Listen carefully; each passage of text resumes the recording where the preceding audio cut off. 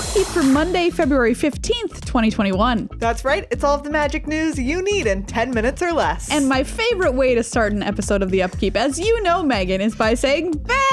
That's right. Wow, it's been a while. It actually has. Which is surprising because there was a little while where basically the news was bans. Bans. And so we're back at it with a whole swath of bans. Yes. This is like actually, I don't know if this is the most bans per ban announcement that I personally have seen, but it sure feels like it. Yes, I think it has to be. I mean, there's so many. So we have Historic, which is seeing Omnath banned from Suspended and Uro just outright banned. Get out of here, Uro. That's right. You're gone and good riddance. Don't let the ban door hit your ooze on the way out. Yeah, so next up is Pioneer, which we didn't know what was going on in Pioneer, but apparently clue. a lot, because Balustrade Spy, Teferi Time Raveler, Undercity Informer, Uro, and Wilderness Reclamation are all banned. Wow, so Pioneer, quite a shakeup there. I don't know who's playing or where they're playing it. It was such a big deal before the pandemic, but yeah,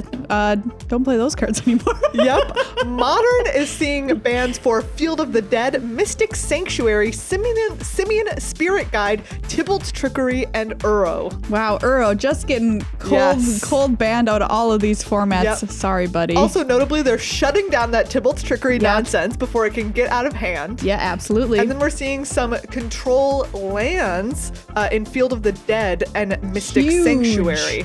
Yeah, Yes. I think Field of the Dead leaving Modern is a pretty big deal. Simian Spirit Guide has been around in Modern for as long as we've been playing the format. Allowing lots of combo decks to do their wild combo things. Absolutely. A turn earlier. Yeah. So no more of that. In Legacy, Arkham's Astrolabe, Dreadhorde Arcanist, and Oko have been banned. That's right. And in Vintage, Loris is unbanned. Hey, welcome back, kitty cat. Wow.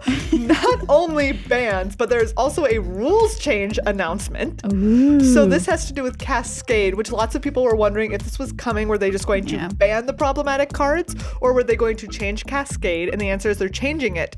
So now Cascade says that the spell that you cast must have a lesser converted mana cost than the Cascade spell. Right. So it checks not only when it's exiling cards and it says, oh, okay, this is a lesser CMC. Yeah. But now also when it goes to cast it, it's also going to check that it has a lesser CMC. Yeah, so we can't have any of our shenanigans that we were having with Valky and Tybalt. That's right. No modal double face card shenanigans We now.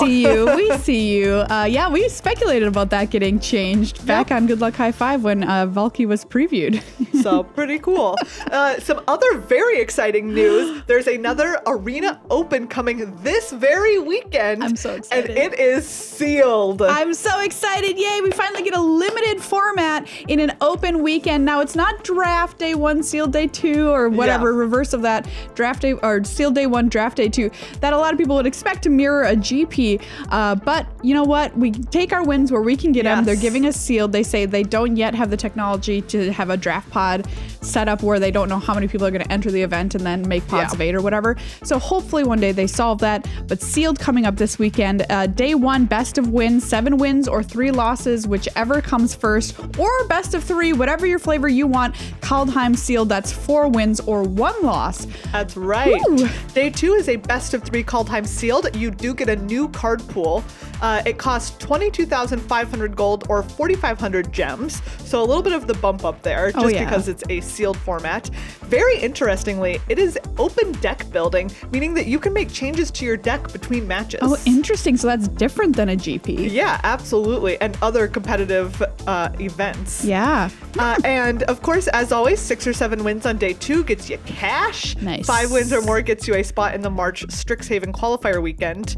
And they're making best of 3 sealed available this week ahead of the event if you want to practice. Yeah, I've got to say, I've been playing some sealed to try and get an edge on the format here. Here's what I've learned. Everybody, get your pens and pencils. Write this down. Okay. Open a good pool. Okay.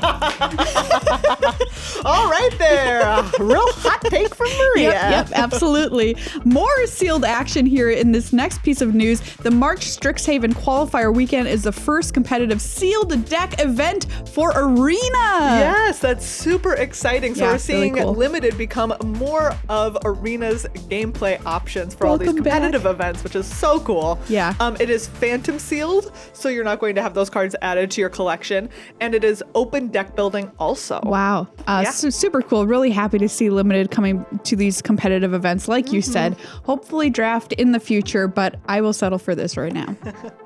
Also, wow, it's just like all hits. Yeah, we got a lot of news this week. Some weeks there's none, and then there's this week. Boom. Secret Lair Smitten Superdrop landed on Valentine's Day. Not quite. Okay. Almost around Valentine's Day. And there's a lot. Yes. February 12th through 21st, these are available. First up, there is Fairy, Fairy, Fairy Rad, which is... I don't know why. I didn't want to say it three times, but they named it that. I don't know. They could just name it Fairy Rad. Yeah. Anyways. But Megan, there's more than one fairy. Anyway. Yes, there's 4 fairies and like a very cool 90s rainbow palette, which is, they're great. They are awesome. They look like Lisa Frank fairies, and I want all of them. They're very cool. 100% in on this. That's $40, foil only. Then there's the unfathomable crushing brutality of basic lands. I love that this was included in a love drop. I am also a huge fan of these. These are so cool. Basic lands drawn by Mark Riddick, who specializes in posters and graphics for death metal bands and music. So you can kind of see that reflected in the style of these, which are all black with like silver illustration on them. Yes. To represent the lands. That's $29.99 for non-foil, $39.99 for foil. Really cool. Then there's Valentine's Day 2021, which is 5 red and white cards plus a goblin token with cute art by Brandy Milne. Really cute. Yeah, so that's $30 non-foil, $40 foil. And then there's Showcase Call Time Part 1 and Part 2. Sounds like a movie. Part 1 was actually where we first heard about the potential banning of Uro. Yes, we did. So Part 1 is Uro, Primeval Titan, and Frost Titan in the Call Time Showcase frame. And this is where they previewed that info. They were like, hey, just so you know, we're like in an upcoming ban, like Uro's gonna be going bye-bye. Yeah, so just to let you know if you want to buy this. Yep.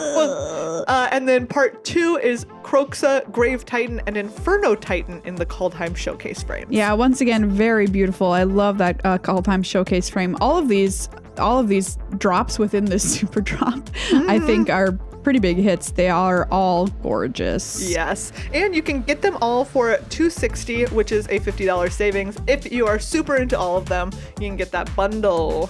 All right, so if you're somebody who's not necessarily super interested in buying singles that are really beautiful and cool looking, but more interested in getting some more practical stuff, well, we've got you covered here. The 2021 Challenger decks have been released. Oh, that's right. These are out of the box, ready to play standard competitive and standard legal decks. They are out on March 26th. There's Azorius Control, Dimir Rogues, How do you feel mono about red that? aggro, and mono green Stompy. Yeah, I like these decks a lot. We're big fans of them on the show because they're kind of an entry ramp to standard. You can play one of these decks. Like we said, just take them to F&M if you were playing in a store or whatever. And if you want, you can continue to customize them by buying singles and adding them into your deck and making them more powerful over time.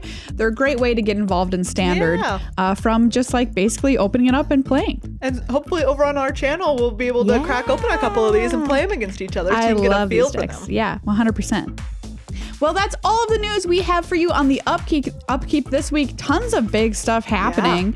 Tune into our full-length podcast, Good Luck High Five, this week. We're going to talk all about Call Time and all of the design inspiration behind it. And you can find us on Patreon at patreon.com/GLHFmagic to help support all of our work.